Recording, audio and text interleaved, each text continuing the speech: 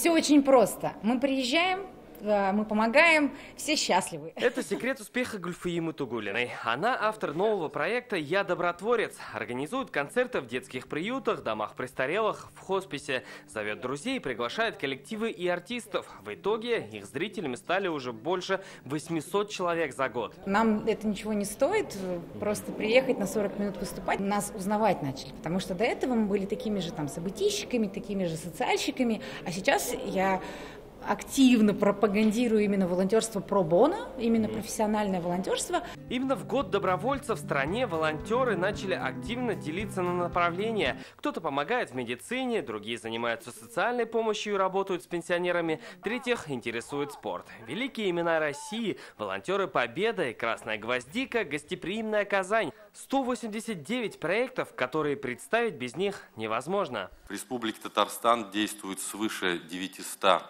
добровольческих объединений с общей численностью 46 900 молодых людей в возрасте от 14 до 30 лет. Вклад добровольцев в ВВП России составляет больше 16 миллиардов рублей в год. И это уже их вклад в экономику. Ведь благодаря волонтерам бюджет страны экономит колоссальную сумму. За 16 миллиардов можно построить, например, 64 детских сада. И эта цифра взята не с потолка. Вспомнить хотя бы чемпионат мира по футболу. В день игр они работали по 10 часов на стадионе, улицах, гостиницах, аэропортах и ЖД-вокзалах. И несмотря на то, что год добровольчества в стране завершается, волонтерское движение планирует расширяться в заданном темпе. Так, в 2019-м в республике откроется ресурсный центр развития добровольчества. А уже в августе в Казани съедутся больше 3000 лучших волонтеров России на мировой чемпионат WorldSkills.